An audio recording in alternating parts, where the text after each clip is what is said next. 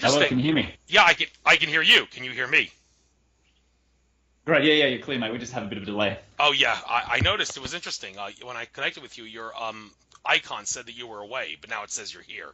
You're online. I don't know. I don't understand how Skype works that way, but it's great to have you on. Hopefully, this is not an omen for the possibility that we're going to be. I see the away icon came up on your Skype thing again. Is there a reason for that? Oh, actually, no, I'm going to set it to do not disturb so no one else can sort of bother me. Okay. Oh, that's what that is. Okay. The do not disturb logo. I see that. All right, but you can still communicate with me. Okay, that's good to know. I'm Awesome. sorry, I'm not really an expert Yeah. on all these things. I I still have a bad feeling that if anybody calls into the show, it might cause all hell to break loose. Michael Vara of Late Night in the Midlands, he's had problems when people call into his show on Skype. But if anybody does want to call in and ask you questions, again, I'm going to get this out. Call in number 215-297-4058. I picked that number because it's numerologically equivalent to 7, which based on my research is the best number for a radio show. And but that calls will not be taken until an hour from now at 7:15 Eastern. So with that being said, I'm glad to have you on. I think someone recommended me to you. I'm not exactly sure who. Maybe I heard you from somewhere else. I don't know. I just hear some names, look at what people have done, and I say, this is definitely someone I want to get in my show. And when I saw that you're author of a book called The Grand Illusion, the synthesis of science and spirituality, immediately I thought, aha, this is someone I definitely need to get on my show to help me decode and deduce the nature of reality, because no one has a more difficult time understanding the nature of reality than me. That is why I am the host of this show. No surprise there. So with that being said, interesting here it says book one. So maybe there's a significance behind that. Maybe you've written more books. So I guess I'll give you the chance for people that haven't heard of you. You can tell your life story, specifically what happened in your life that caused you to do the research that you do regarding science and spirituality, DNA activation, and all the rest of it, and then give us a nice little abridged version of this Grand Illusion book. And if there is more than one book, by all means, enlighten us on what the other books are about. All right, awesome. Well, yeah, again, thanks for having me, mate. Really cool to be here. So basically what happened, the reason I started writing this kind of stuff is because when when it was about, I think about 19, in the book I say 19 to 20 because quite frankly I couldn't recall exactly when, but my brother was still in high school and he came home one day and said, we had this guy and he's like a young entrepreneur and he was talking about business and making money and also he was talking about this book and he went on and on and on about this book and he said it was called The Holographic Universe, and you would know that book by Michael Talbot, I'm sure. He was a physicist. He's dead now, but he wrote this book in around 92, and it was a really paradigm shifting book. And I sort of put what my brother said in the back of my mind, and I said, oh yeah, I'll get around to it. I'll come back to it. And I think it took me 6 months or so to finally go and read this thing.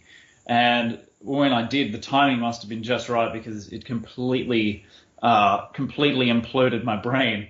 And all of my ideas about reality and what was real and what was possible in the world were just dismantled. And my outlook, my upbringing was kind of like my parents weren't religious, but I still went to an Anglican high school. And in primary school as a kid, we had sort of these scripture classes. So I had received a sort of a level of Christian sort of indoctrination as I went along, just sort of incidentally.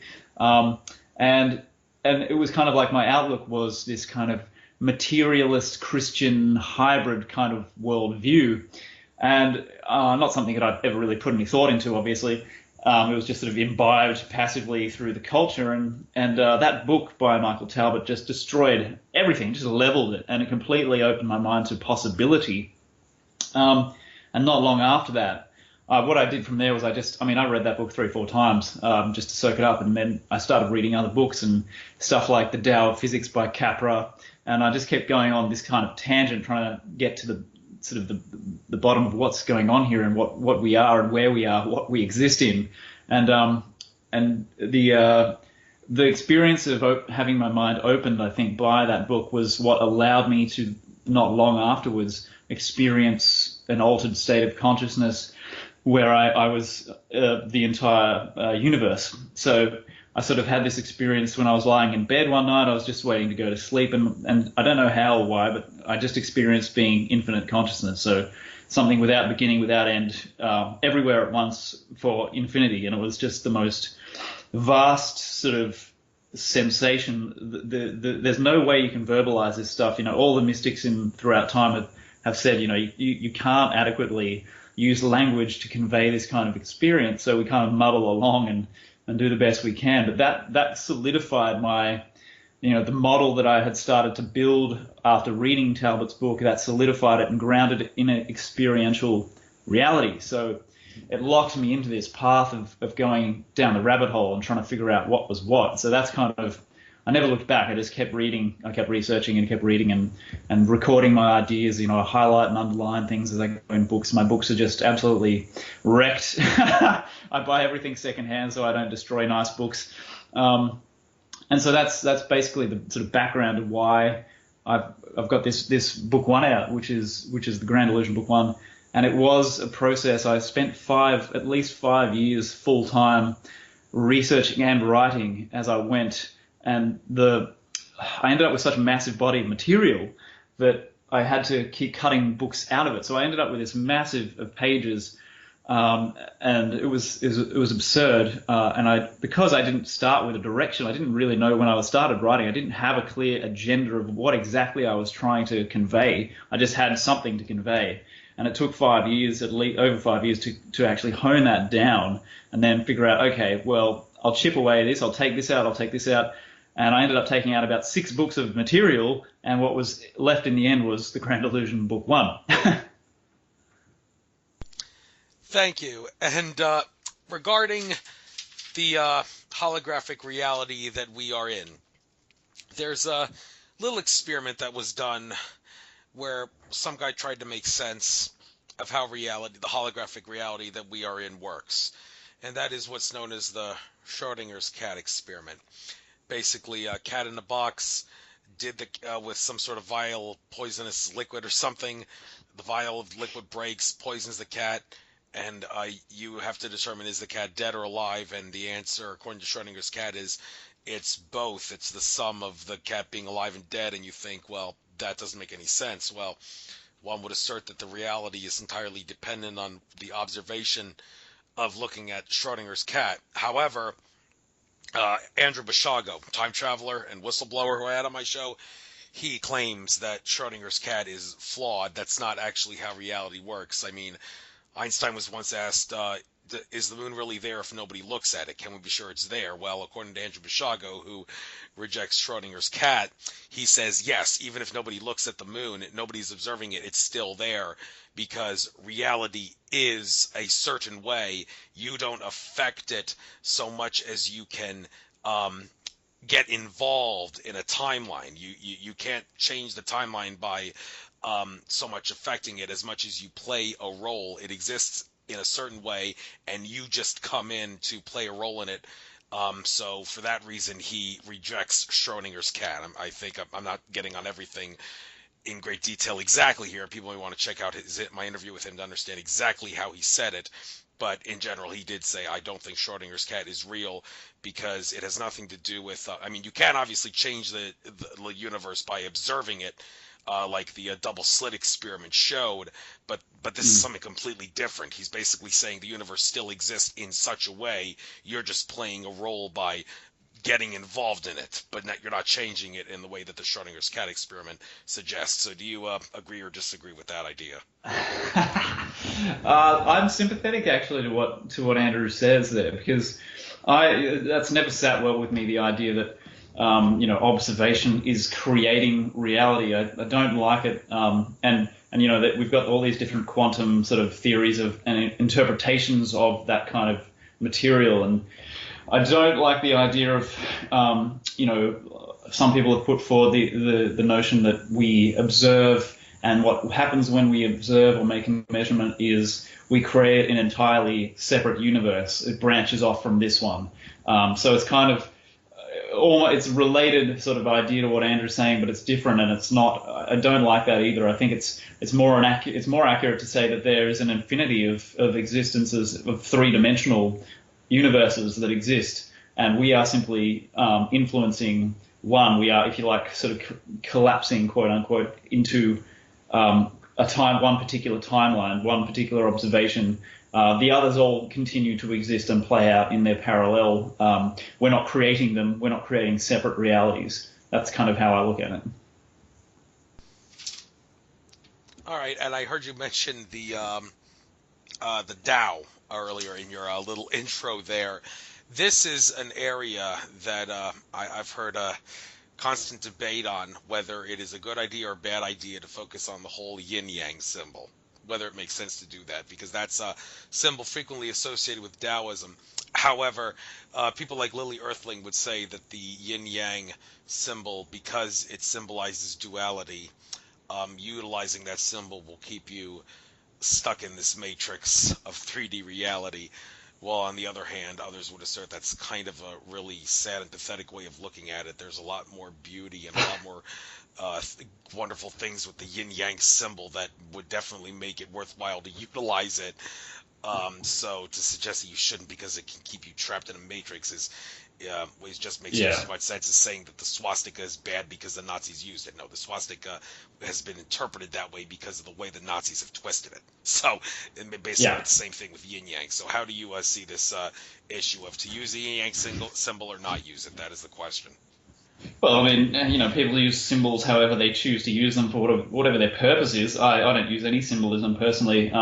It sounds that idea about this, that negative take on the yin yang. That sounds like one of these sort of ascensionist kind of people who's trying to transcend to to 5D, because that's kind of the new religion we've got going is, oh, we're so 5D. We want to go 5D now. We're trying to get to the fifth dimension and bring that in here and manifest the fifth dimension and all this kind of stuff. And it's kind of this quasi-religious movement now, and it's really, really heavily pushed in the like this sort of UFO alien contact whistleblower kind of community. And I'm really not into it. And I don't.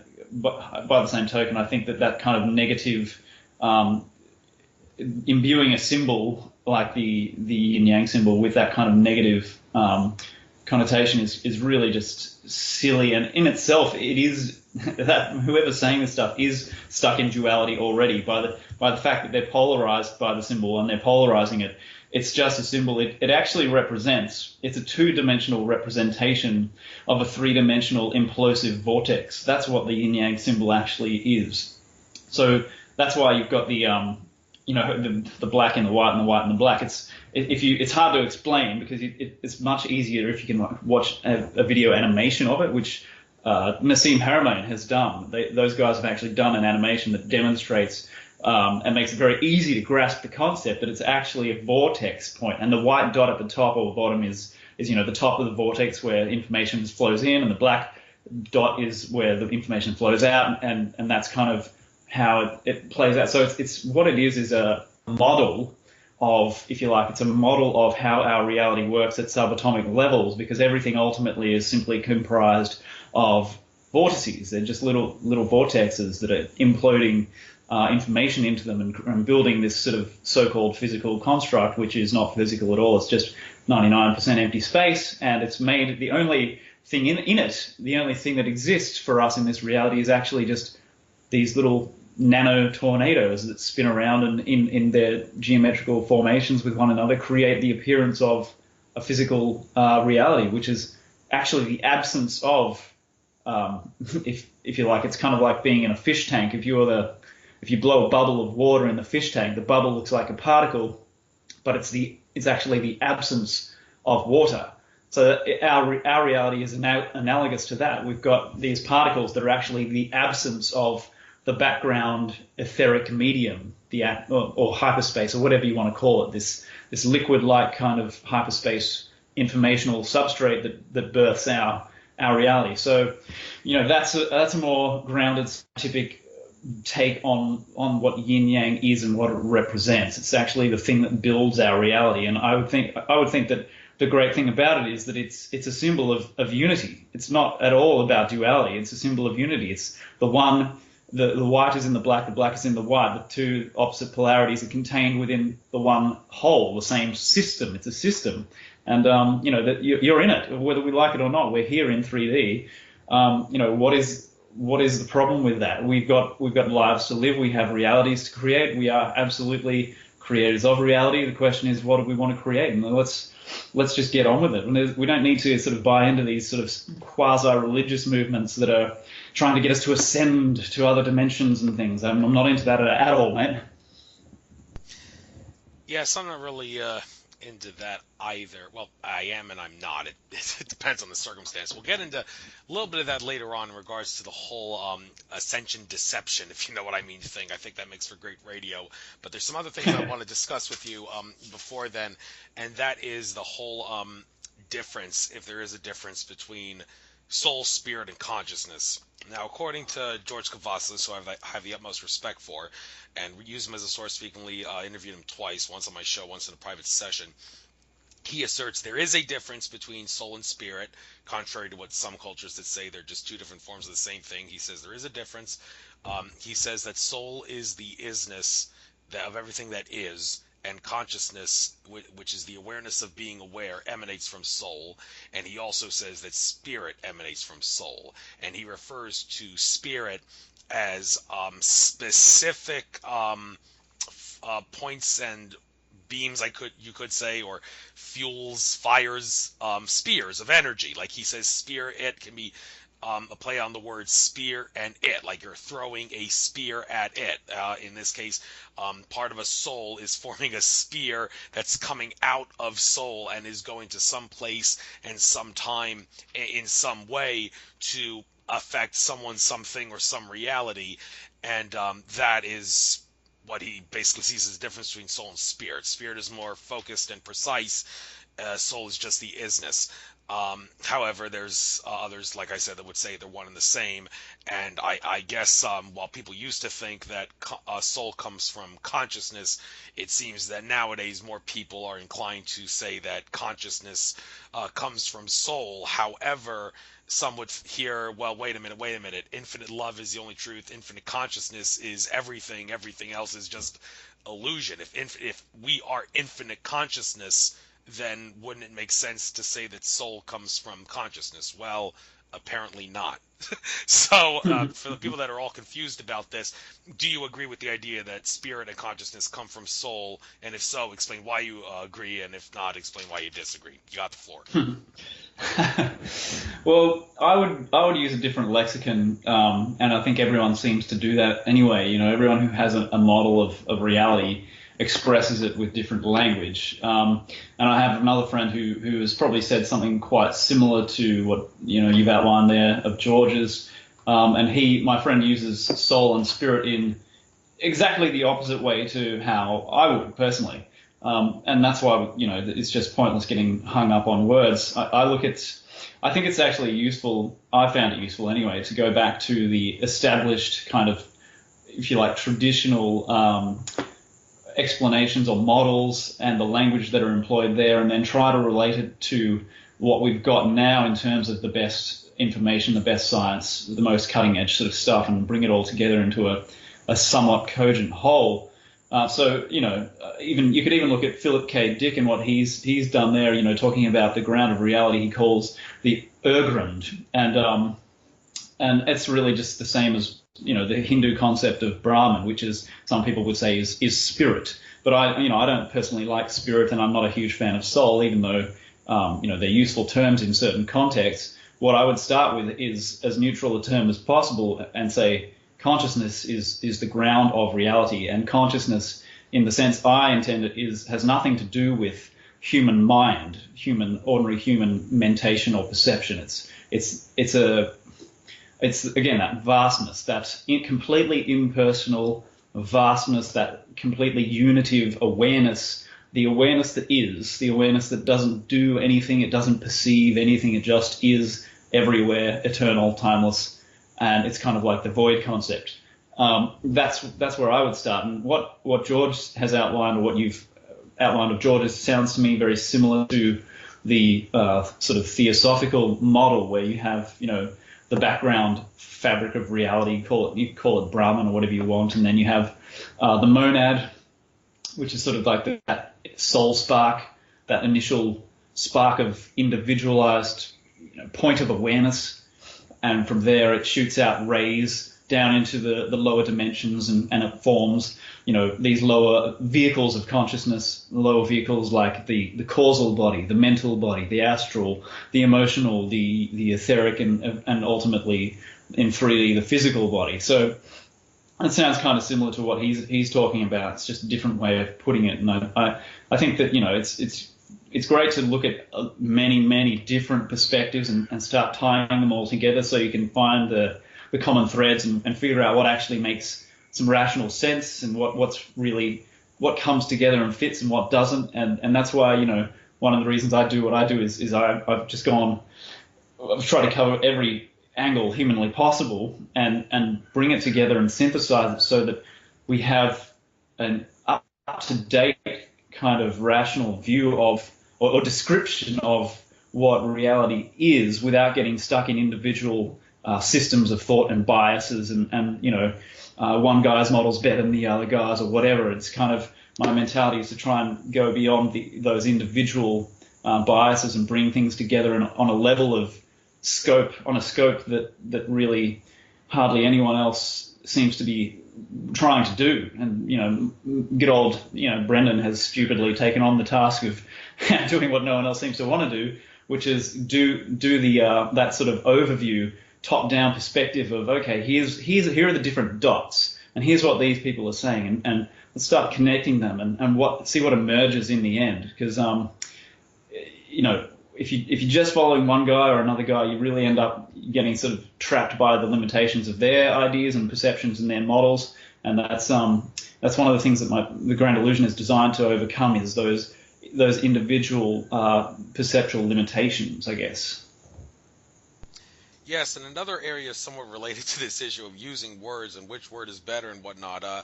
It makes for great radio conversation, so I might as well discuss it with you. The whole idea behind dimension and density having a difference or a non-difference. And the confusing thing about this is, while some people say that dimension and density, they use the words interchangeably, using two different words for the same thing, others would say there is a difference between dimension and density, and the difference is blah, blah, blah.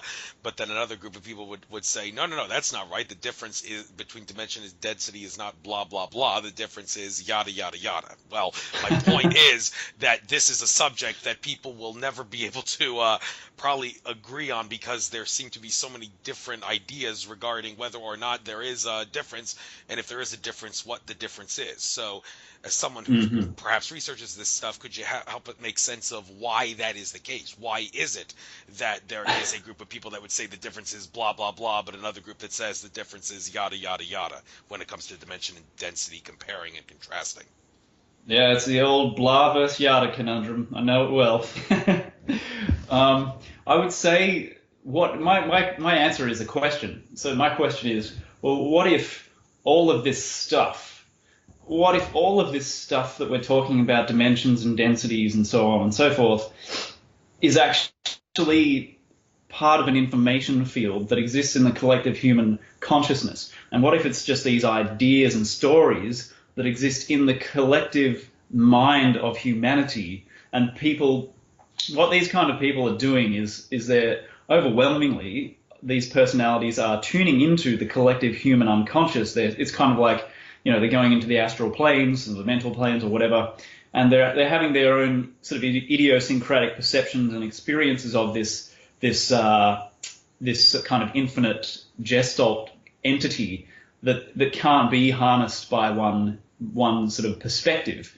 But what if the dimensional concept is just a form of interpretation of this information field that we find ourselves immersed in? What if maybe it's real, maybe it's not real. Maybe this is a construct that we've imagined, or we've created it somehow. And the more minds that feed into any belief at all, any belief structure, or any guru figure, any religious icon or whatever, the more minds that believe in it and invest in it, the more entrenched that reality becomes in those subconscious realms, in the astral planes and what have you. And the more people will tend to experience it like that. But that doesn't necessarily mean that that's how it is. Are you following me here? Yes, I am, and I'm always going to be on mute whenever you're talking, so there might be a delay in terms of response, just so you know. That's cool. No worries. Yeah. So hopefully that makes sense. I do talk a lot about in the Grand Illusion. I do talk a lot about dimensions, and I do mention densities as well. And some people have equated them. In my mind, I've kind of got this very loose, because I don't want to get stuck on any kind of model, because they're all limited. But I've got this kind of, I conflate to a point density with dimension. So third dimension is third density kind of thing, but without getting hung up on it. The dimensions could just be information that we are decoding as additional spatial dimensions. They may be there, and also they may not be. We have a lot of people going into experiences using hallucinogens or whatever technique they're using. Maybe they go and have these astral experiences, and they experience a fourth spatial dimension, and it blows their mind, and they're like, oh my god, this is more real than the 3D reality I was just in.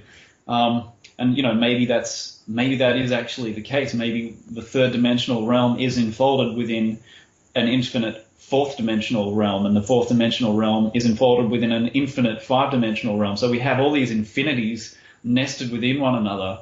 And whenever you're in an infinity, like we are right now in third density, it looks infinite from the internal perspective, and it is. But then if you go up a spatial level, spatial dimension, or a density level, it looks finite, because the next infinity is a bigger infinity. And even though that sounds like a paradox, but that seems to be the nature of reality, seems to be this interesting paradox. Indeed, it is a paradox in many ways. And with that being said, I guess we'll move on to the whole DNA activation thing, and why it is that certain sounds seem to work better for DNA activation than other sounds. What I'm referring to specifically is the whole 528 hertz solfeggio frequency. There are, just like there's 7 chakras, there's 7 solfeggio frequencies. Well, there can be more, but there's starting at 396 and then going all the way up to, I believe it's 9 something, well, whatever it is. And 528 is the one that seems to be associated with DNA activation. So why is that? Why is 528 hertz associated with DNA activation? Well, the system, I have to talk about the particular system that I use, because that system came from a guy in the US called Sol Luckman and his partner, and they went through this quest of amazing proportions after he had a vaccine injury many years ago, and it destroyed his immune system, and he ended up spending 10 years trying to recover from that. And in the end, what they did was they ended up kind of spontaneously downloading these information codes, which were these DNA activation codes. And when I asked him, he said that he thought in the beginning they probably were actually doing these. What they were doing was chanting the vowel. It's a vowel sequence, right? So let me just rewind. The codes are comprised of a vowel sequence, vowels, A, E, I, O, U, in all sorts of different randomized orders. And there's a line that you chant out loud, and while you do that, there's a line that you do internally in your mind. And they're different lines, they're completely different sequences. So this is a chant that goes on for about 25 minutes, 30 minutes maybe. And he said to me that in the beginning, they didn't use the solfeggio forks for this, but they thought that they probably were actually chanting intuitively at about 528 anyway, in that kind of key.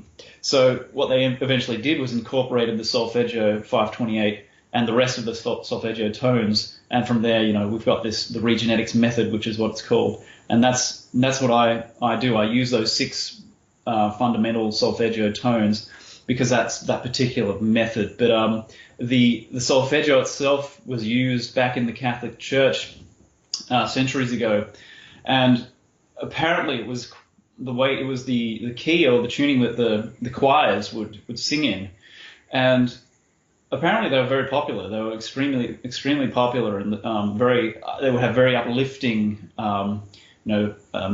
sessions when they would be singing their hymns and what have you.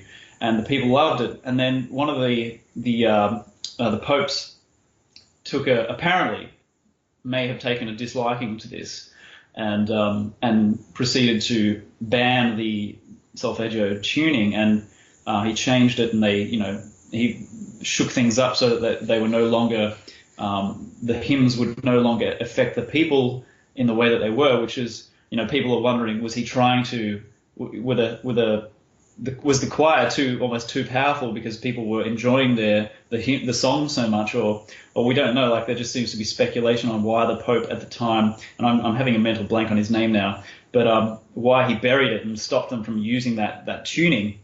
And so it remained buried for centuries until apparently it was a bloke called Dr. Joe Puleo, who is a chiropractor based in Hawaii. He's a Christian. He was going through his own experiences and journey, and he ended up decoding, if you like, these passages in the Bible, Book of John, I think it was, where he derived the numbers of the solfeggio scale out of these different lines in the text. And so that was quite a sort of groundbreaking, if you like, rediscovery. And from there, Dr. Len Horowitz has helped tell that story and get that information out in Healing Codes for the Biological Apocalypse. Excuse me.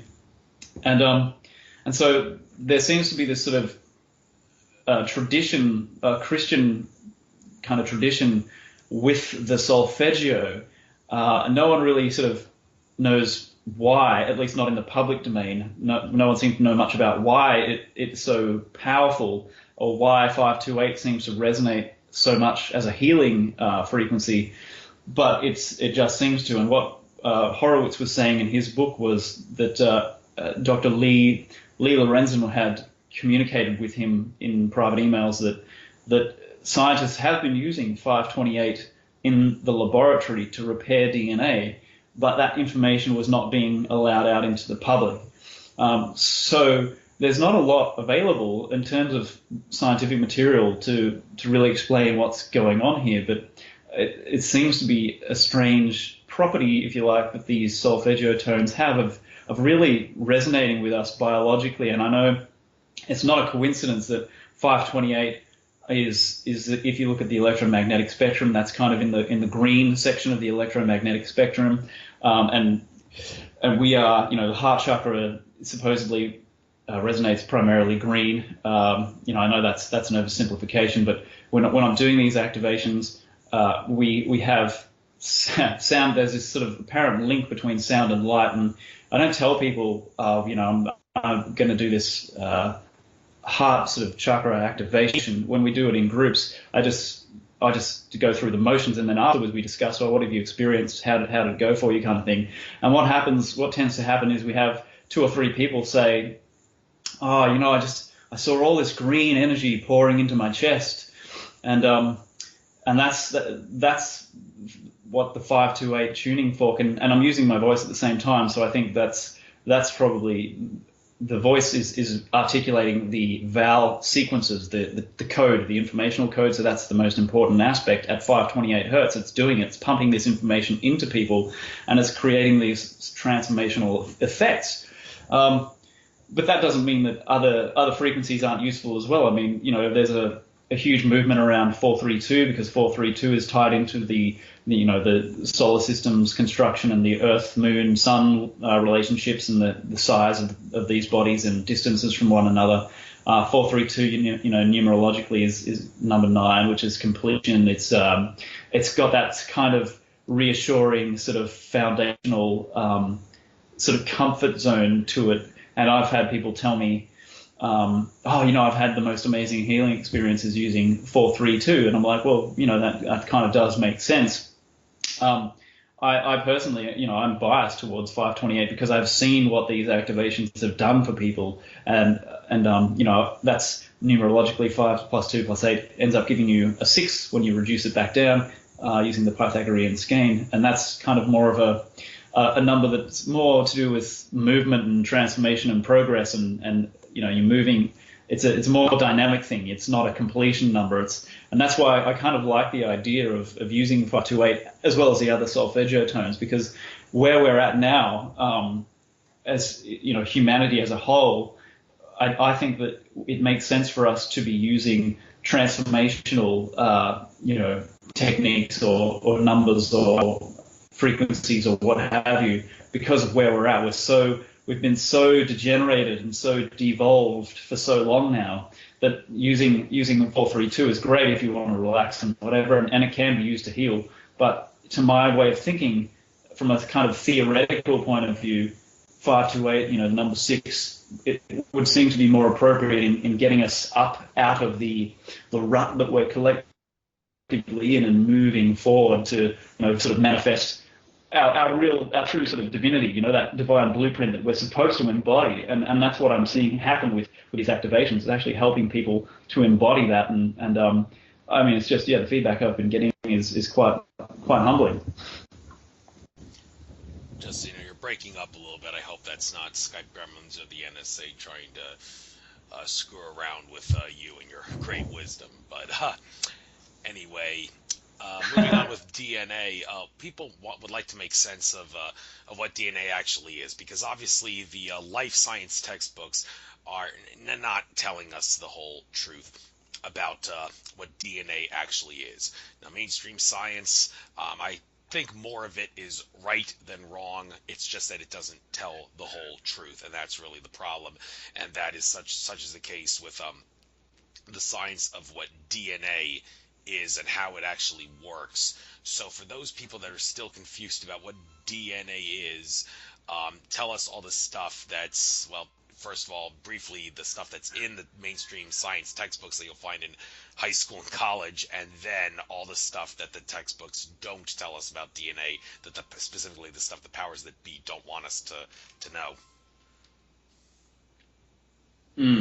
Well, I mean, basically, as a lot of your listeners probably know, it's DNA is an electromagnetic antenna. It conducts electricity. It's a magnetic antenna as well. It's pulling information in, and it is kind of the instructional template, if you like. At the physical level, it's I guess I think of it as the interface between the so-called morphic or morphogenetic field and the physical body, the physical processes. But I mean, we've got a lot of information on what it is and what it does. It's a fractal antenna. We've got all these interesting things going on. We've got the junk DNA. We've got the non-coding segments. We've got satellite DNA. We've got the jumping genes, the transposons and retrotransposons. We've got all this interesting stuff that is going on at that level that remodels and recodes bits and pieces of the genome. And I think it was the satellite DNA that can be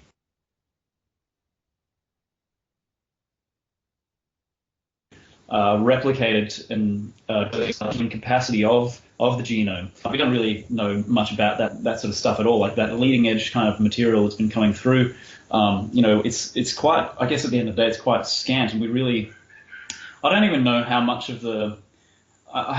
I subscribe to the idea that the powers that be really I mean, I'm sure there is material that's come through certain, scientific, think tanks or entities, maybe in the private realm. But I think we also tend to give too much credit to the sort of the puppet masters and the ability to control or withhold information. I mean, most of the people who appear to run the show on this planet you would have to say they're asleep at the wheel. And we've got so much compartmentalization going on between different 90% of the time anyway. But to come back to it, it's really, if you have to be cutting edge work as far as DNA and what it is, it's, he'll talk about braiding of the DNA and the way that it is, imploding information. And, he's got it down to a science, a honed science there. So I give him a lot of credit. So I talk a lot about the in the book, in TGI, I mentioned the connection to the DNA activation stuff. But really, I don't think we have a very good picture at the moment in the public domain of what's going on here and why, we have such an interesting situation and ability to influence our genetics using an informational code based on the vowel sequence of our alphabet, for example. But we do know that intention is probably the most important component, and if you combine intention with that, the coherence of the heart, then you have the two ingredients necessary to really go in and reprogram DNA intentionally and consciously and edit, edit your reality and alter your consciousness, because obviously genetic expression does have to do something to do with consciousness.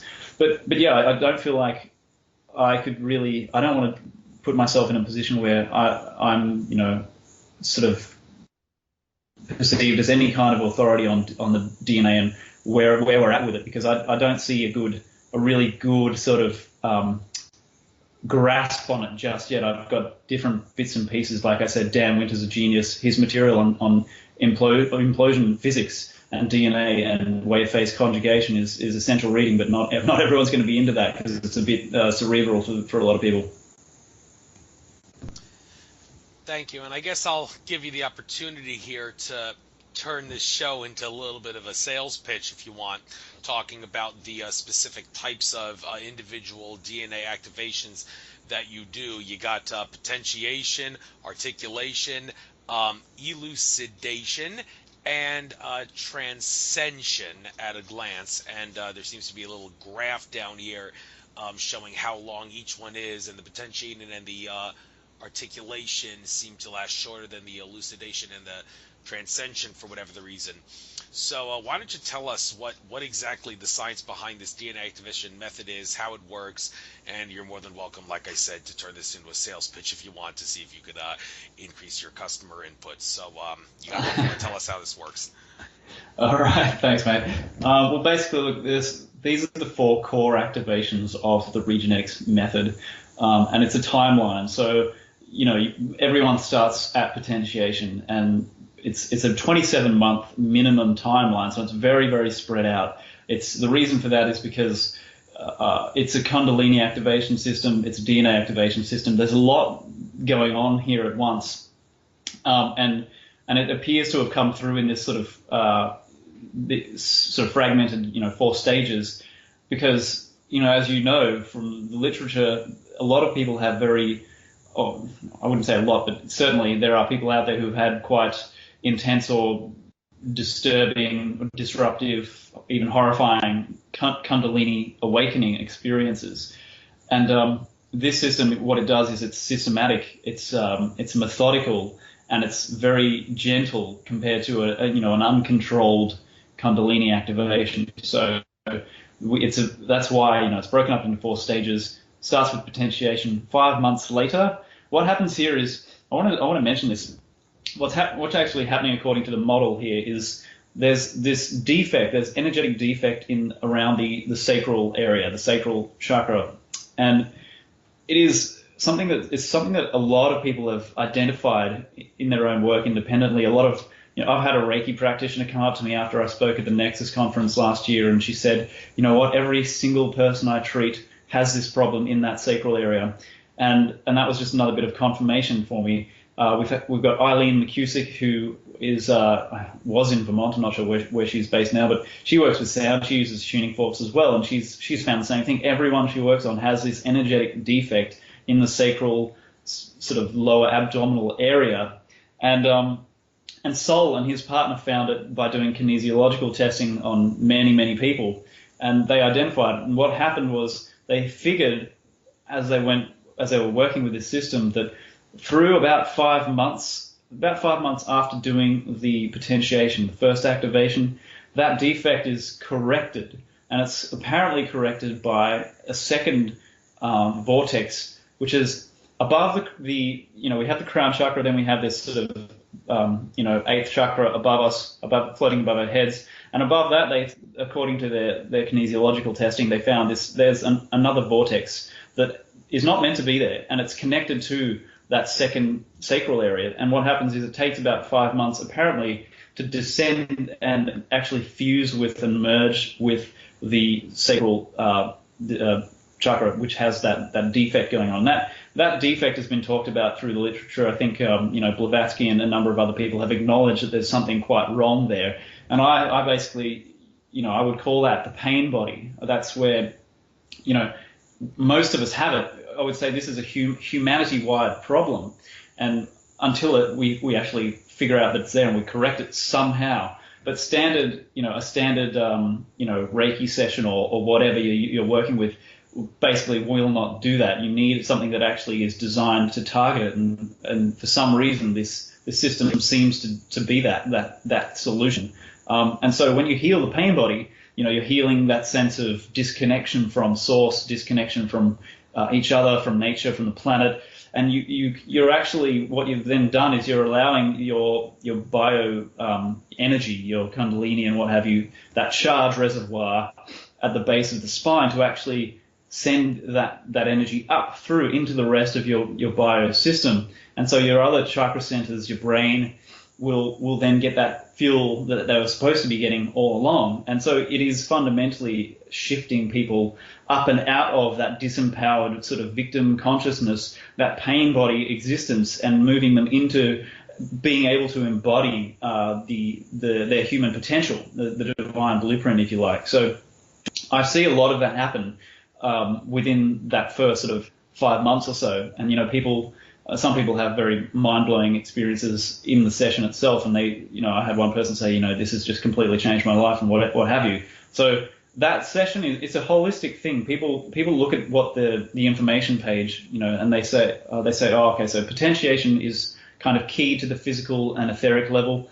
And then you have articulation, which is key to the sort of mental body, and elucidation is keyed more to the emotional body. Finally, transcension is keyed more to the causal body. But they're all, every individual activation is actually acting on the entire system. It's not a reductionist phenomenon. That's something that I need to remind people. It's not just like you can't target one little thing here. You're actually influencing your entire state of being every time you do one of these activations. It's just that it might resonate a little bit more with one particular sort of aspect of your being than the others. So that's it. It plays out very gradually over a 27-month timeline, and it's divided into, you'll notice that 2 and 7 is 9. It's actually divided into 3 lots of 9-month periods, essentially.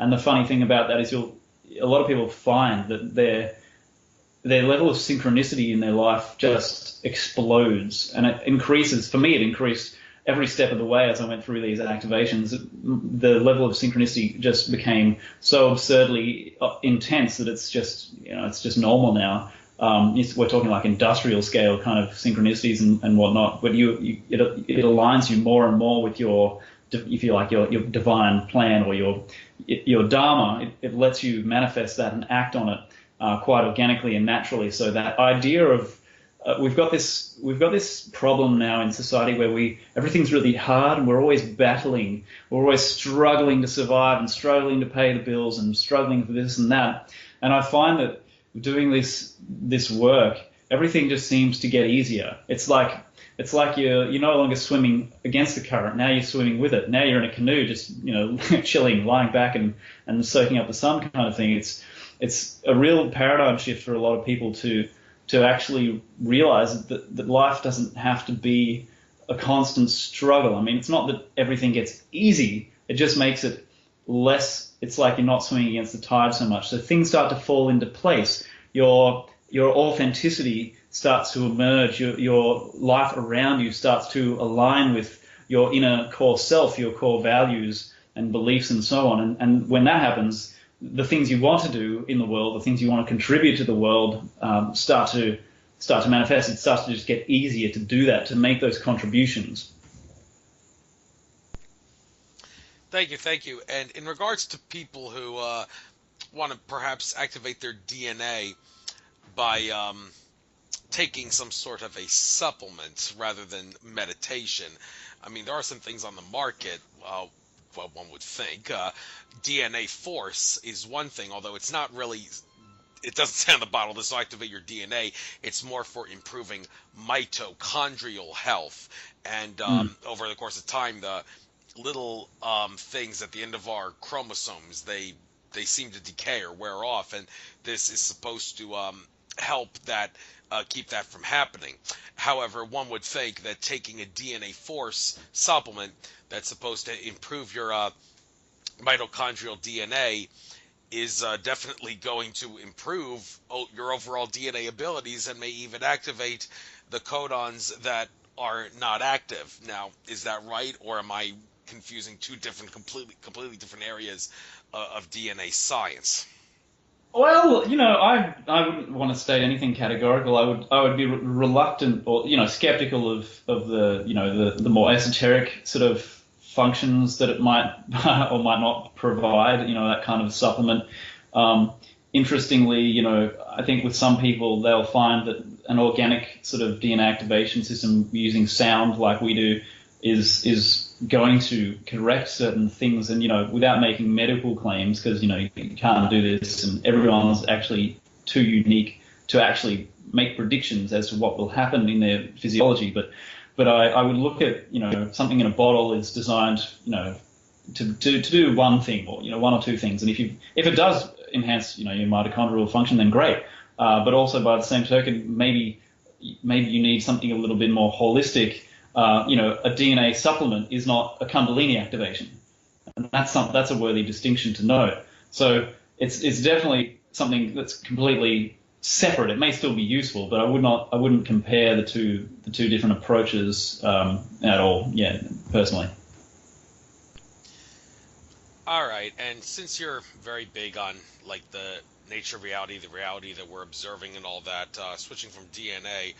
I'd like to talk about trying to make sense of some psychedelic aspects of reality. Like people often will say psychedelics are beneficial. One of the reasons they try to criminalize the use of them is because they don't want us using them because they can temporarily take us to higher states of consciousness and allow us to enter different realities. I'm sometimes thinking, could they potentially, when you're high on something, be it ayahuasca or LSD or anything, is it actually, could you go as far as saying it's taking you into some other reality? Because some people have noticed that certain substances have certain strange things happen when you specifically use that substance. Like one example, DXM, the drug that you find, the dissociative drug you find in cough medicine.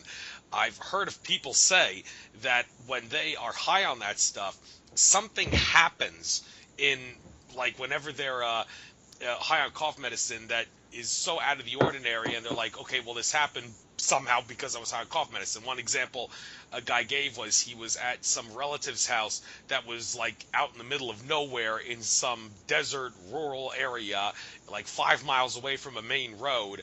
He was taking cough medicine while he was at that place, and then out of nowhere this random guy comes to the little house that's in the middle of nowhere asking for directions, and you're thinking, okay, where did this guy come from? He would have had to walk 5 miles from the main road just to come here and ask for directions, and yet he just shows up, and I'm thinking, okay, this would not have happened had I not been high on cough medicine.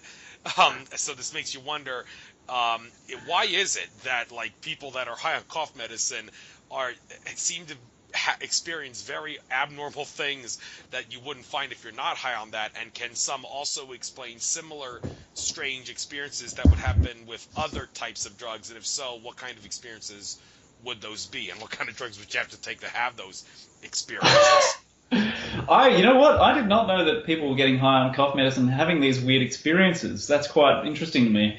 I personally have focused relatively little on the sort of drug angle of things. I know that a lot of interesting research has been done on DMT and LSD, and what that story that you just mentioned about the little guy showing up asking for directions, that reminds me of a lot of UFO contact experiences, which are equally bizarre.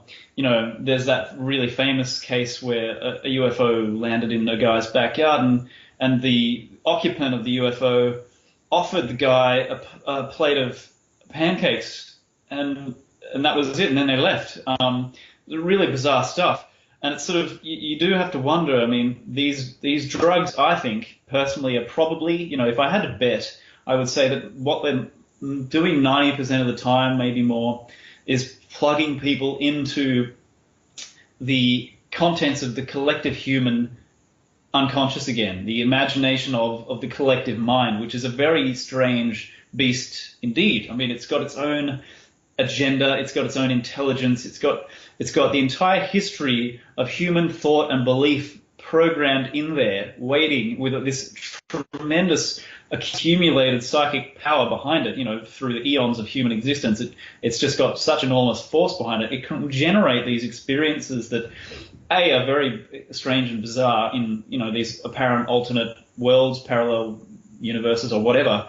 But it can also generate three-dimensional phenomena as well, which is quite amazing, but makes perfect sense if you look at the research that's been done into what human minds can do to alter reality. It makes sense that this being that is the collective unconscious would have accumulated a tremendous amount of psychic power, which it can then use to manipulate us at the conscious level. So there's this two-way street where we pump information into it, and it feeds back these storylines and narratives and weird experiences to us. So I'm thinking a lot of these, cough medicines, DMT. Rick Strassman had a lot of people who had really weird alien experiences with like reptilians or lizard-like things, praying mantis kind of beings, and stuff that just didn't make a lot of sense. Very idiosyncratic sorts of experiences with parallels to shamanic experiences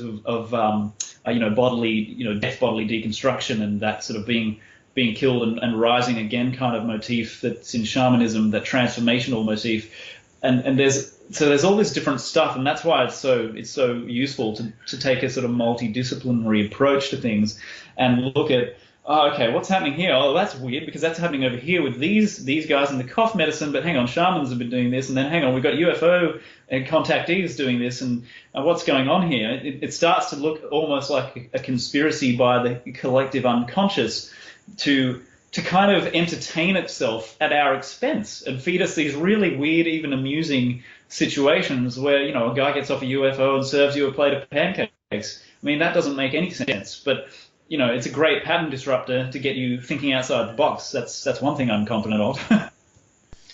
And since you mentioned collective consciousness, I need to get your take on a little something that, well, there's always going to be debate on this issue about whether sun gazing is safe. Okay, and how that ties into the collective consciousness. Now, why did I bring this up? Well, I need to get into a little bit of a backstory here to help make everyone make sense of this, and also to help make sense of how collective consciousness works or doesn't work. I am an active sun gazer. A lot of people are. But for me, it's been a bit of a hassle because my mother is an ophthalmologist. And obviously, sun gazing and ophthalmology don't mix. My mother had given me all kinds of grief about this. And I could do nothing but tell her to shut up, Mom. You are really annoying, and get in your face. I didn't like talking to my mother like that, but it seemed like the only possible way for me to do this. And she for a little while was losing weight, losing sleep, losing touch with reality, and suffering because of my lifestyle choices. And eventually I did a lot of healings and all to try to get her better, heal her and all that. Well, I'm digressing. The point is, she did force me to get my eyes checked, and there appears to be a little bit of damage in my eye. However, I am asserting it's not really from the sun gazing. Now, before you say I'm crazy for saying that, here's the deal. Andrew Bartzis, my favorite source of info by far, Akashic Records reader. I remember him saying in a video webinar he did a few years ago, he said during the summer solstice, try to get out in nature and get some sun gazing in. He said literally, you look at the sun, the control system tells you that you will go blind, but in reality, the electromagnetic energy from the sun will bypass the physical and go straight to your brain and neutralize everything in your body that's out of balance for the better. And the person who was interviewing Andrew for the webinar said, okay, so is there a set time when you sun gaze? And I was expecting Bartzis to say only sun gaze during the first hour of sunrise or the last hour of sunset, because that's when the UV index is at 0 and that's where it's safe to do. But he didn't say that. He said sun gazing begins whenever you get up. For the early birds, it can begin at sunrise. For the night owls who sleep in, it could begin at 2 in the afternoon. So I'm thinking, okay, now I can gaze at the sun anytime. Well, I did start to gaze at the sun other than sunrise and sunset. Then that was my mother really started freaking out and forced me to get my eyes checked, and did see, even though I haven't lost my vision, there seems to be like a little bit of damage in my eye there. Like, this is what you'd expect to see from someone who stares at the sun. And anybody who's seen that documentary on the documentary channel called Eat the Sun, a couple of things in that documentary. One, HRM is caught eating, but that's not really significant. The significant thing is there was one of HRM's followers. He was sun gazing, and he found damage in his eye, and people would see this and think, okay, if these people are having damage, like me and this guy in the documentary, what was Andrew Bartos talking about when he said sun gazing is perfectly safe because it'll bypass the physical? Well, you know what I'm thinking? I'm thinking that the collective consciousness of the vast number of people on planet Earth who have been brainwashed and suckered into believing that looking at the sun is harmful will cause a collective consciousness placebo effect, which means that certain people like me, who are surrounded by people like my mother and all the people in her business who believe that looking at the sun is harmful, those beliefs will potentially cause damage to people who sun gaze. And if you think that sounds utterly ridiculous, at a recent conference that I was at, this woman talked about how when she had very young children, she would worry every time winter come around, my kids are going to get the flu. What can I do to prevent it? What can I possibly do to prevent them from getting the flu? And they would always get the flu. But then one winter, she stopped worrying about that and decided, okay, maybe if I stop worrying about it, they not get the flu? And then they didn't get the flu anymore. And she realized her negative beliefs was causing a placebo effect of sorts to cause that to manifest into the reality of her kids getting the flu. And when I told my mother that, I think the reason my eyes are damaged is because you've been stressing out about me so much that it's caused a placebo effect of damage on my eyes, she was like, wow, how can you blame me for something like that? Well, maybe I'm not so crazy after all, because the power of collective consciousness, for the reasons I've explained, may cause a placebo effect to, among other things, cause damage to sun gazers' eyes, even though sun gazing is not supposed to be harmful. So am I right? Am I wrong? What do you have to say about all this? That's a great story. I think I sympathize with your point of view, actually. I think that there's a lot of power in the collective unconscious hypothesis, because we know, especially when you're connected to someone genetically, you've got that morphic resonance between you and your mother. So whatever she's pumping into the field, the vacuum, the ether, whatever you want to call it, whatever she's pumping in there, that information you are going to be unconsciously picking up on and possibly allowing into your reality field, which will then reprogram your reality field. So, I mean, how often do you see your parents, stressing out about something like, don't hurt yourself, don't do this, you'll hurt yourself. And then, what happens? You do exactly what they said. You hurt yourself exactly how they said you would. And you're thinking, God, if you'd just not been there, I would have been fine. and they're programming our realities. And quite possibly, you might be right. Your mum may have unconsciously, through her fear, that emotional intensity, programmed that into you. Now, I'm not blaming her. I'm not saying that's definitely what happened. But I do actually like the sun gazing concept. There's a lot of science coming out now that says, there's over 1,500 different frequencies that the human body utilizes from the sun, and it's healthy. We need that warm sort of golden light. We need that for our eyes, to actually nourish our eyes and the rest of our physiology, obviously. And we sit around all day staring at these blue computer screens, or we have these horrendous lights in our ceilings that are, halogens, not quite as bad as the other one, but the other one that's really white, which is just horrible. And we're not designed for it. We're not adapted to it. We're adapted to the sun's light. And there's a huge fear-mongering campaign around it. And I don't think that it's really a conspiracy, because most of the people who are in positions of influence and authority are themselves completely incompetent and ignorant, and they're not in a position to really consciously manipulate us. So they're afraid. Most of the time, these people are neurotic and afraid and really poorly informed, and then they use the media and what have you to broadcast all that crap out into the world. And yeah, there could be definitely a collective unconscious process that actually is saying, no, you know what? We believe that you're going to damage your retinas. So here it is. Here's some retinal damage for looking at the sun, when really the sun's actually helping. But we've got this unconscious undercurrent of a program that's running in the background of our collective psyche. And I was going to say something in addition to that that's very relevant, and now I'm having a mental blank because I've sidetracked myself. So the collective unconscious hypothesis is really interesting. So yeah, in the Grand Illusion, chapter 13, I mentioned that there is this placebo effect. It's actually, the placebo effect has evolved. It's developed now to the point where in experiments they can label a bottle, for example. They can label it as a placebo, and it will contain a placebo, but it will still produce a sort of medical, real, measurable effect. And no one understands why this is happening or what's going on. It's sort of this bizarre sort of evolution of the placebo effect. So now it's really weird, because now you don't even need to believe, and you can still get the effect. It's quite a strange thing. So I think that there's something shifted in the collective mind again, and now we're running this different story. So hopefully we can overcome the fear, the irrational fear around the sun gazing, because I do talk about HRM Marnek in the book, and he was scientifically studied as well, and one of the scientists who studied him put forward the hypothesis that he because he had quite an enlarged pineal gland as well, excuse me, and it was quite well developed.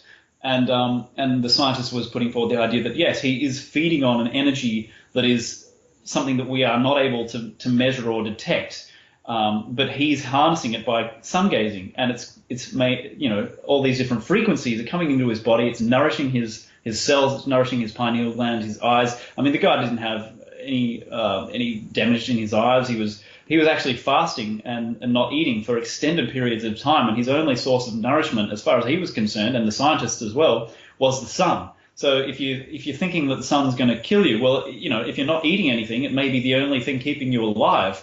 And so I get a bit into him in the book, and this idea of these frequencies that we can't perceive, that maybe if you have that clairvoyant faculty, you can see it. Like, for example, Barbara Brennan, she talks about these sort of pranic energies being harnessed from the sun and coming in directly into the forehead, into the third eye. We're bypassing the eyes and the standard physiology. So there's the detectable electromagnetic frequency that the scientists are telling us is increasingly important for our health and well-being. And there's also the esoteric aspect of these frequencies we can't see or touch or detect, but some people appear to be able to do so, like Barbara Brennan. And they're pouring in from the sun, and they're nourishing us on levels we can't perceive. So yeah, definitely, I'm not afraid of sun gazing. I've done a bit myself. I'm too lazy to do it regularly, to be honest, but I like the afternoon sun. I rarely see the morning sun because I'm not a huge morning person, but I like that time of day where it's dusk and you can stand there and just soak it up. I mean, without that intensity behind it, people can build up, a certain tolerance through regular practice. I personally haven't done that, but I've done some gazing in the afternoon, and I think it's I'm a fan personally. I think there's some science behind it, and I do get a bit into that in the book actually. Thank you. I think it's done me pretty well too. But switching gears, moving on to some other things about the nature of reality. I heard you mention fractals earlier, and when you think of fractals, you think of the Mandelbrot set. Now, one thing about the Mandelbrot set that I think is highly significant, it, for all intents and purposes, proves that God, the creator, source, whatever you want to call it, is infinite consciousness. The Mandelbrot set, coupled with the double-slit experiment that done in Vienna, Austria at the early 20th century, those two things, which show that reality can be affected by observing or measuring it, and the nature of reality is a fractal, that is every smaller part of the fractal is a smaller representation of the greater whole, shows that what we call God, source, creator, whatever religious or spiritual name you want to give it, is infinite consciousness, is the infinite awareness of being aware. But another thing about the Mandelbrot set, it would seem to suggest that everything you do in reality affects everything else. Like, does moving my hand back and forth affect the winds on the planet Neptune? Some would say, well, no, that of course not, because it's too far away to do anything. Well, those that follow the Mandelbrot set would say, well, actually it does, but it affects the winds on Neptune in such a small, infinitesimally small way that you would not be able to detect it for all intents and purposes. But the fact that the Mandelbrot set, no matter how deep into that Mandelbrot set you go, you change one little part of that set, just a fraction of a bit, the whole entire rest of thing changes at such a small level that it can't be decoded. And that it's not crazy when you realize that numbers go into infinity. How many places are there after a decimal point? An infinite number. The number pi. Perfect example. Infinite decimal points. You can't measure the length of a coastline because for every concise measurement that you get, there will always be more and more and more points after the decimal point to try to get the precise measurement. So the point I'm trying to make here is, how do you determine what your spot on the Mandelbrot set is? Like, I've heard some people say you can't, someone like David Icke, the powers that be are really afraid of him. They wouldn't dare murder him, because if they murder him, it would cause a huge disturbance in the Mandelbrot set, that everything that he stood for would cause a revolution to happen at a much greater rate now that he's dead than it would if he were still alive, which would ruin the powers that be's agenda, because they cause massive karma for themselves by killing him. So consequently, David Icke would have a much larger, you would think, Mandelbrot set representation within the greater Mandelbrot set. Now, is everything I'm trying to say making sense to you? And are there any other things besides the Mandelbrot set that I haven't pointed out here that you, being a researcher, could help enlighten us about? I think you've done a hell of a job there, mate. I think that, that's the fractals, that's key. You mentioned the double slit experiment, that's key. Connecting the dots between those and holograms, that's essential. And if you connect in the phi golden ratio 1.618, that's absolutely essential, because when you do those, when you fractals, holograms, and phi together, and also the sacred geometry sort of stuff, you have irrefutable proof that God is, that there is a so-called quote unquote God, if you like, a field of intelligence, primal consciousness that underlies the fabric of reality. And I like the idea about, the David Icke sort of the fractal thing. Everyone is absolutely in the fractal. Everyone is influencing the fractal. Some of us influence it more than others, and that's something one of my friends in the UK who's contacted me a couple of years back has helped me grasp even better. What I'm doing personally in this sort of evolving fractal of humanity, and he's helped me understand that it's obviously we know from the science in the alternative realms that people are unconsciously and consciously able to influence matter, to influence other minds, the collective mind. We had the Global Consciousness Project measuring the effects of Diana's death and 9/11, all this kind of stuff, the emotional outpouring in the collective human unconscious as registered by the random number generators, which stopped randomly generating their behavior, it became non-random as a result of that informational kind of unity or coherence in the collective mind. So I've definitely gone off track from your original query, but phi, golden ratio, to come back to the fractal thing, that's what defines fractality, I think. And again, Dan Winter is the man on this, and he's shown that the 1.618, that ratio is what allows information to be infinitely nested within itself, to keep building information into information into information. So we see these awesome patterns and designs like the flower of life, this kind of stuff, and that's because of the ability of phi to actually create that infinite nesting. But the important thing to remember, I think, as well, is that a fractal, as you hone in on a fractal, the connection to the hologram is that the whole is contained in every part. That's the key to a hologram. You have a holographic plate, you smash it into fragments, and every fragment will still contain a picture of the whole image, just at slightly lower resolution. And in a fractal, as you go into the fractal, as you zoom in, you'll find that each individual part is contained within the whole, and that pattern keeps repeating on every sort of scale. It keeps it's scaled every time you zoom in. That same pattern will show up, except it won't be identical. It will be very similar. So that's actually quite reassuring to me that we have this kind of we have a fractal consciousness as individuals. We're plugged into the fractal collective consciousness, and we're on this fallen planet called Earth right now that's going through this tremendous sort of transitional time. And the reason for that is because consciousness is fractal, and in a fractal, it's not identical at every level. It gradually shifts. That's the key. The key is that it gradually does change. So for the fatalists or the pessimists who think that we're only ever going to get more of the same and more of the same and more of the same, I don't think they've been paying attention to the fractals and the holograms enough, because if you understand what a fractal is doing, it's shifting very gradually. It's like a theme that gradually evolves. In a musical score, you'll have themes that emerge, and then they change, they shift a little bit, but the underlying emphasis is still there. But what we're doing now with this human evolution is we're going through into another sort of scale of the fractal, where it's really started to shift now away from the dominant pattern that we've been adhering to for so many centuries. And we can see this manifesting around us with stuff like pattern disruptors like Donald Trump, coming in and doing some pretty sort of eye-opening stuff, and being, creating policies that really are going to be a pain in the ass for, say, pharmaceutical companies and this kind of thing. So we're in this fractal evolution as human beings with consciousness, and the only reason that we have a fractal consciousness is because of the underlying dynamics of the infinite field of consciousness, which it creates reality through the dynamics of phi and the golden ratio, and that ability to implode information and infinitely nest information inside information inside information, and just keep scaling it back.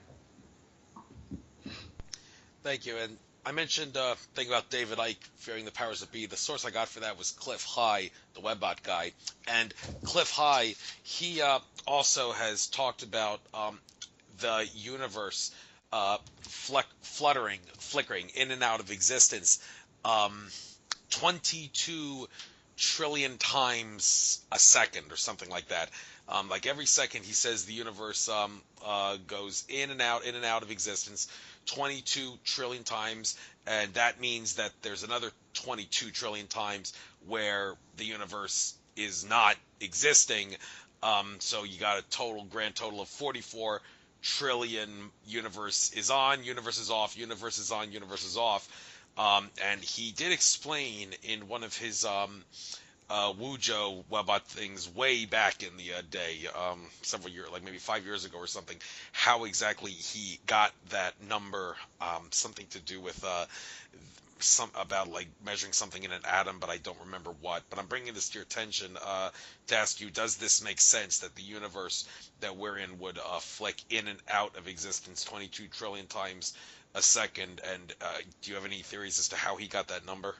I don't have a clue how he got that number. That's the idea of the flickering on and off is something that's been around for quite a while. The guy Bentov, who wrote Stalking the Wild, and he was talking about that as well, this on off thing. I wouldn't have a clue how your friend, what was his name again?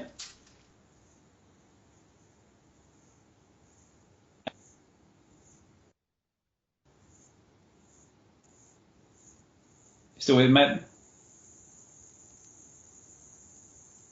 Have I lost you, Andrew?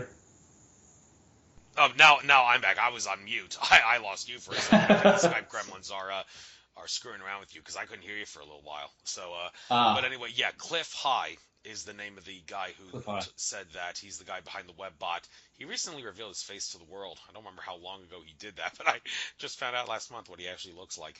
He has his own YouTube channel now. But anyway, I'm digressing. The point is, he did calculations that he claims to show that the universe, like a movie clip that goes from slide to slide. There's 22 trillion slides where there's of the Universal movie, and another 22 million when they're off. So you have no idea how he got that.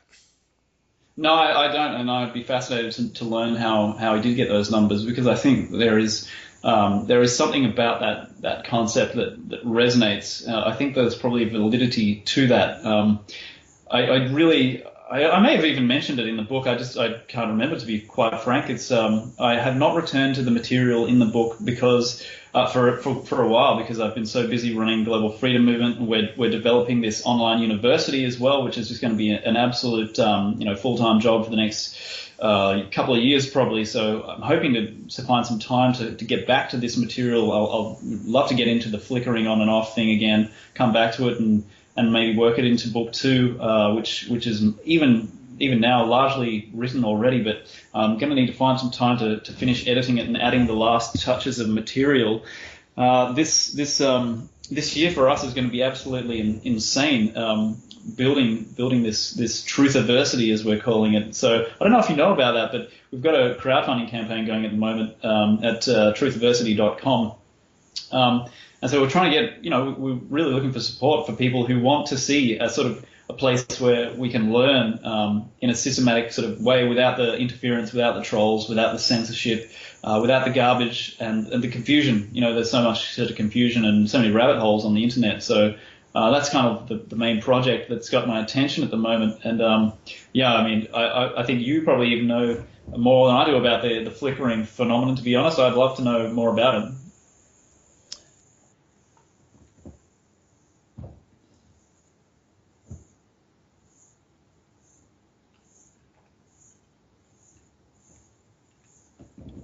And I lost you again. No, I'm there. I somehow put myself on mute. My bad. Okay. Boy. Okay. But anyhow, I was saying that another thing that involves measurements, where you figure something out from the measuring something at the subatomic level, involves something John Major Jenkins did. John Major Jenkins, in his book Maya Cosmogenesis 2012, which he wrote in 1998. I never read that book. I did read the 2012 story, which he wrote in 2009, but not Maya Cosmogenesis 2012. And in that book, he did explain that it's not an accident that the precession of the equinoxes of the Earth, which ranges from like 25,000 something years to 26,000 years in that span, it is identical, or just about identical, to the distance in light years that the Earth is from the center of the galaxy, 26,000 light years. And he explained in his book that's not an accident, and he did explain how he got it.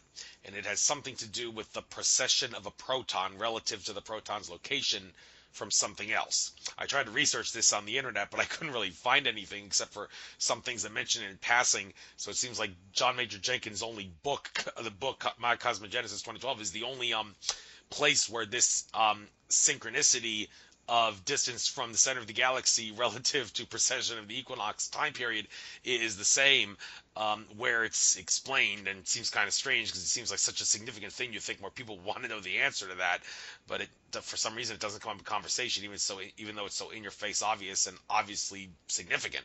So could you perhaps offer a theory as to why the numbers are the same in that regard? Well, I could refer to vague general principles, like the fact that, we've got this electric universe theory, which is starting to really catch on at the moment. The basic principle there is, it's a plasma universe. Plasma is 99% of our physical universe. And the rule with plasma is that it's the same rules, the same dynamics are playing out on every scale of existence. So plasma, the rules are scalable. It just goes. Let me rewind there. So because of the scaling effect, I would think that that connection that Jenkins is talking about, that's kind of the underlying basis of it. In galaxies out there in the cosmos, we see things that are quite strange that mirror our human DNA molecule. Like we've got that spiral phenomenon. I don't remember the astronomical name they gave it now, but it's quite well known, that double helix out in space, which looks exactly like a double helix in our cells. And the proton connection to the center of the galaxy. This is all what happens in a system, an informational system that is ruled by and governed by by fire, that implosive principle where information is nested into itself infinitely, and it's scalable.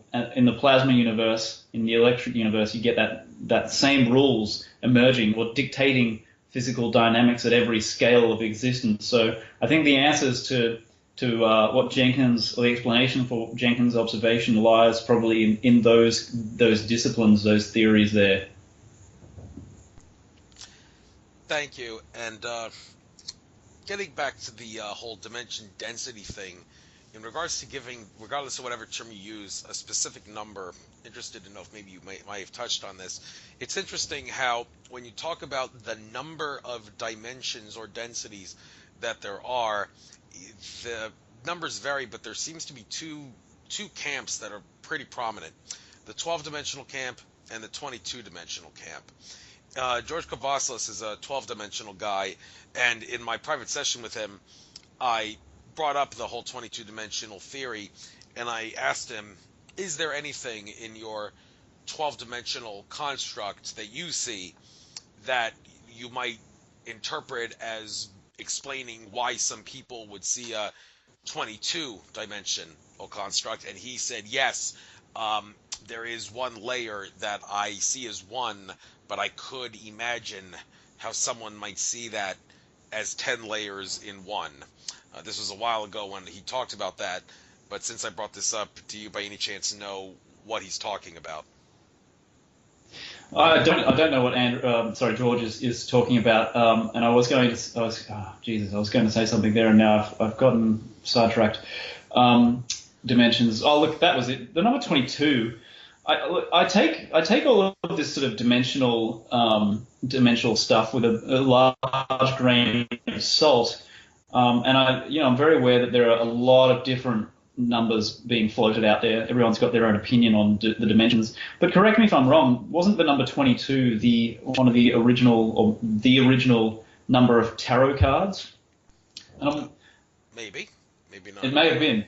I believe I had a friend who pointed that out to me a while back as being the possible reason why we're tuning into this sort of idea of 22 dimensions. Because what happens in the collective unconscious is it takes these numbers and these ideas and archetypes and it recycles them, and it uses them, it repurposes them, and puts them back out there and into the human.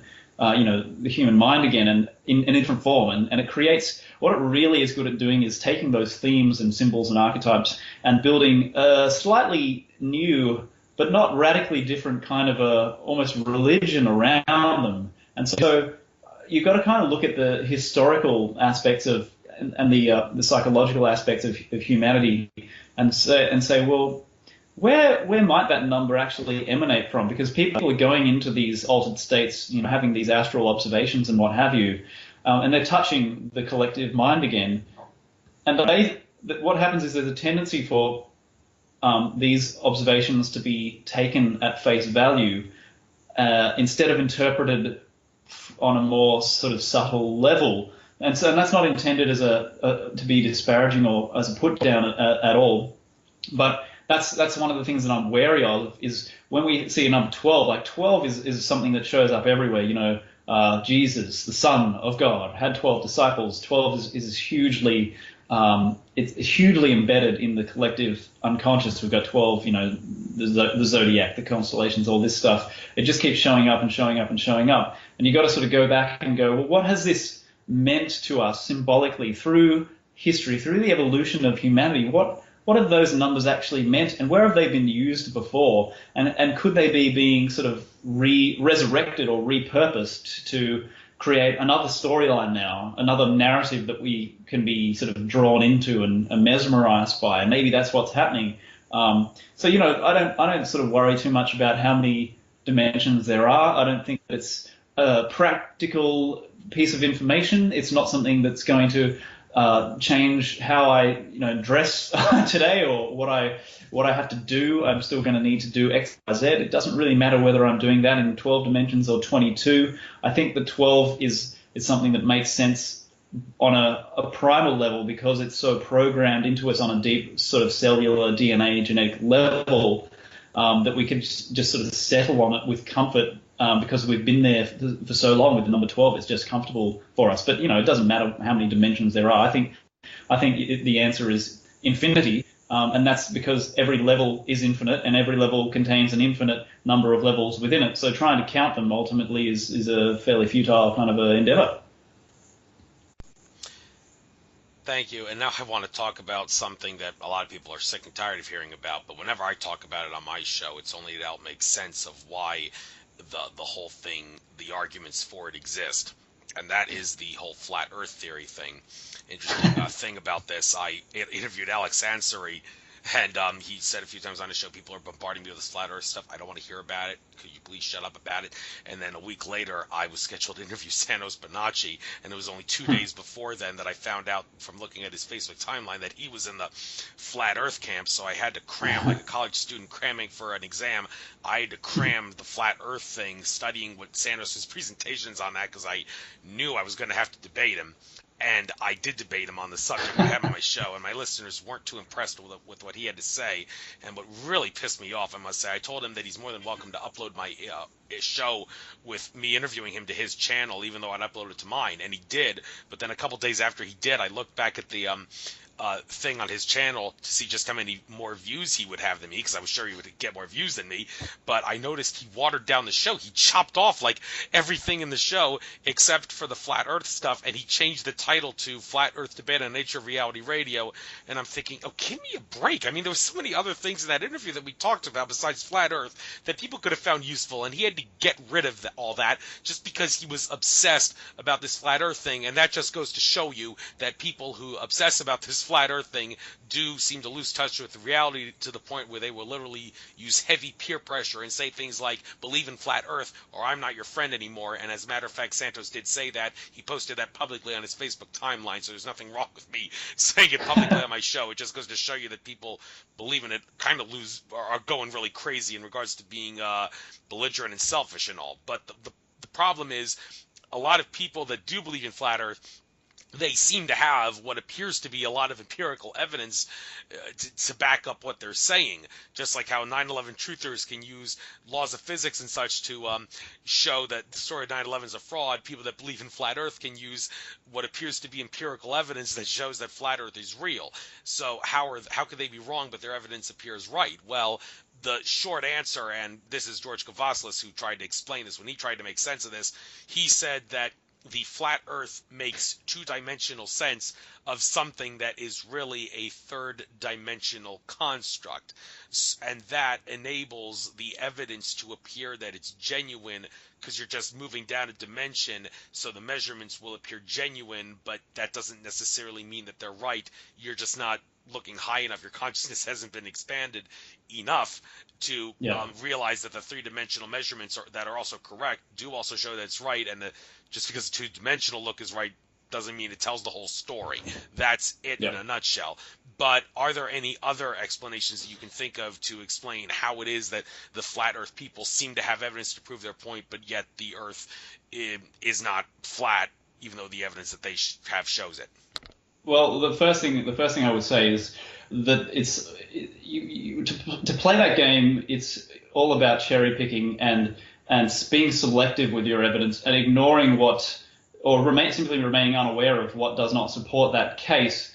But I actually put this question to my friend Nick in the UK, who's author of It, Blue Angel Night, which is a book that really gets into this idea of how the collective human unconscious manipulates us human beings. Even though it is us, it's the mirror image of us, but it's still very manipulative. It wants to control us.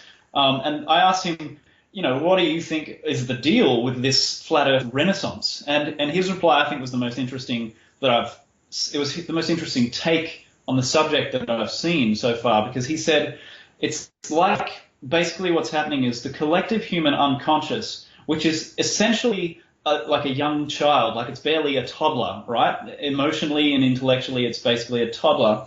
It's taking this idea again, and it's re-examining it for just like one last re-examination of this idea just to like see if it's missed something, try and understand it better, to try and see is it valid, is it real, what's going on here, and it's in the process, it's polarizing a whole bunch of people, a subset of the community, into believing, ardently in a religious fashion with religious fervor that the Earth is actually flat, and it's just that phenomenon of the collective unconscious going and revisiting something, and it's got such enormous psychic power behind it that it's in the process the minds of the psyches that are vulnerable to that kind of pressure will yield and become believers. We see this all the time in all the different religious movements around us. The cult of normality has all sorts of absurd belief systems going on that are not supported by evidence, but the psychic power behind it is just too much for most people in many instances to resist and have their mind remain their own. So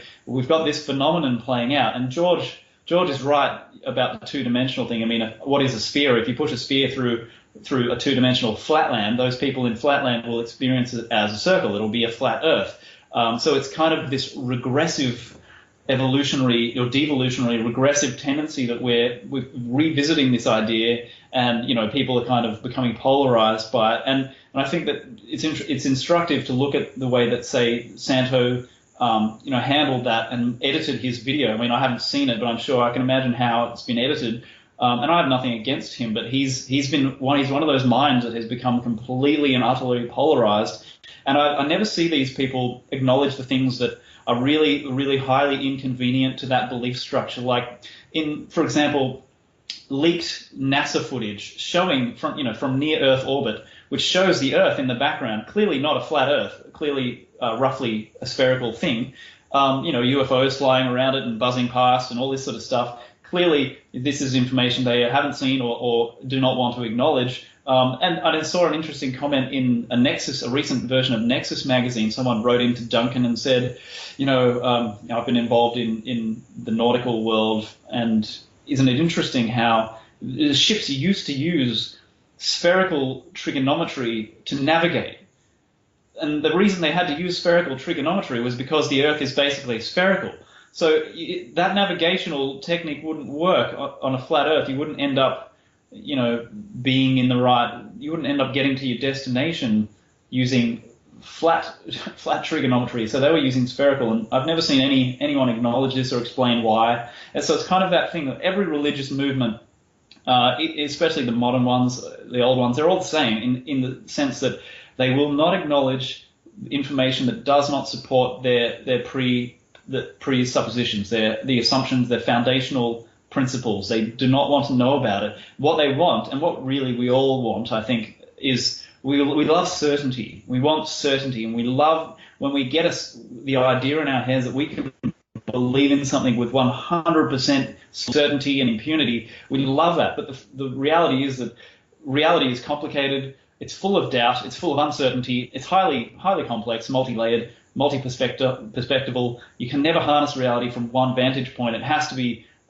essentially, to harness reality, which is infinite, you have to be able to see it from infinite perspectives, which can't be done. So what I'm saying is these people should consider embracing uncertainty and be willing to feel that insecurity and that discomfort that comes with not knowing. And that's a sign of maturity. And we're not seeing a lot of that maturity from, I certainly haven't seen a lot of that maturity from the people, the adherents to the Flat Earth movement. And I have nothing against individuals. I've been unfriended by people simply, I don't even, because I haven't even touched that subject. I won't touch it on Facebook. I don't want to get involved in the divisiveness of it. And I see it as a waste of time. It's one of these rabbit holes that has a very hypnotic effect on people. It pulls them down into this subject where they will never solve the problem. They will always be searching for more, answers, trying to understand, and they'll never get there. And meanwhile, the practical stuff that we have to deal with it gets neglected. I mean, whether the Earth is flat or whether it's spherical, you and I still are debt slaves. We are still under the thumb of the Federal Reserve System, the IMF, the World Bank. We've still got these crooks running the show. We are still debt slaves. We still have to eat, shit, and breathe and sleep. We still have all these other pragmatic concerns and things that need to be shifted and changed urgently, dealt with urgently. And meanwhile, we've got people getting their panties in a knot because someone doesn't believe that the Earth's flat, and it's just ridiculous. We really, I mean, I just think, these people really need to get a grip and grow up a bit, because we have things that need to be dealt with now, and when they're sort of done and dusted, or at least we're getting somewhere with it, then we can worry about whether we're eating, shitting, breathing, and sleeping on a flat platform or a round one, a sphere. I don't care, whatever. But we'll get there when it's really appropriate. Right now, I really see it as a big diversion, and it's not because it's a conspiracy or a psyop. It might be. I'm not saying it is or it isn't, but the fact is that people are just really good at getting sidetracked and creating these sort of weird religious movements and creating division where none needed to exist in the first place. So I just look at this absurd situation. I hope that we can really just move past it as quickly as possible and sort out these facts, when it's when it's a little bit more appropriate to engage in these kind of protracted debates. But I think that the evidence is there that the Earth is clearly not flat. I mean, I've never seen a report from an occultist, someone who's gone out of body or had a near-death experience, who has come back and said, oh, by the way, the Earth is flat. Not one of these people has ever said that. And there's all sorts of interesting it's sort of like they make their case, I think, a lot of the time by omission. It's what is not said, what has not been acknowledged, that they rely on so much. So, I have nothing personal against these people, but it's really, I view it as a waste of time. Well, people are entitled to believe what they want to believe, but if you're going to believe something even though the evidence shows that what you believe is not true, well, if that's not stupidity, then I don't know what is. But moving on, time for one last subject. I guess we can go a little past 8 if you need to finish a thought or something. But since this show is about science and spirituality and trying to combine the two, I want to take a moment now to take a few minutes myself to explain the understanding of the higher planes of reality. I did a show once about this back in the day when I couldn't get a guest, and this is from the website silverlegion.org. Silver Legion being a group of freedom fighters and such that come from higher dimensions and densities and save people in this universe and others. And a woman named Tanath is the contactee liaison on Earth who works with the Silver Legion. She's the one responsible for the silverlegion.org website. There's a page here called The Higher Planes, talking about the what's above the physical Earth. And I'd like to take a few minutes to read this, and then in the last few minutes of the show, I'll give you a chance to critique what I have to say about this. I'll try to make this short, sweet, and quick. But first, you got the physical Earth, and then above that, you have the quote-unquote first layer, the ethereal plane. This layer is the closest to the Earth. It is essentially a fluid shadow duplicate of the physical Earth. In it, you will see things similar to how they appear in the physical world, only they will be somewhat transparent and insubstantial. The second layer above that is the dreamlands. The dreamlands are where we all go when we sleep and dream. Everything is highly fluid and malleable. Things change from one instance to the next, often unpredictably and randomly. Third layer above that is the astral planes, which is infinitely malleable, though here you will begin to encounter entities that have their own existence completely separate from any part of the physical realm. And unlike the dreamlands, this level of planes can be dangerous to those who have not studied how to protect themselves. Then there's above that, there's the barrier, which is between astral and above. We do not know exactly who or what created it. From our experience, not everyone seems equally capable of crossing the barrier. It has been theorized that this is the line, quote-unquote line, where 3D ends and 4D begins. And then there's the fourth to sixth layers, also known as the paths and realms of spirit. Beyond the barrier, you begin to enter the paths and realms. Paths are spaces that exist between realms, and realms are discrete areas that persist over time. Individuals who have attained a certain degree of mastery may be able to influence the paths and realms, and out in the paths and realms, you begin to discover entire worlds of existence that are not based in the physical and have never been. And then it says the Silver Legion has a realm of its own, and beyond that is the Outlands. The passive realms are infinite enough that it would almost make one say, what could possibly be beyond that? However, there are places that exist beyond the third layer of the realms. This is the area of the Outlands that lines between this universe and the next. And if you take a step too far, you might end up in a world you thought was fictional, or in an area place and nothing works as you'd expect to. Outlands are not easy for people to go to unless you come from there or are brought there by someone who lives there. The Silver Legion does not maintain a presence in the Outlands, though we do send talent scouts there. Okay, so this is the Silver Legion's version of what reality kinda sorta looks like. Do you have any comments?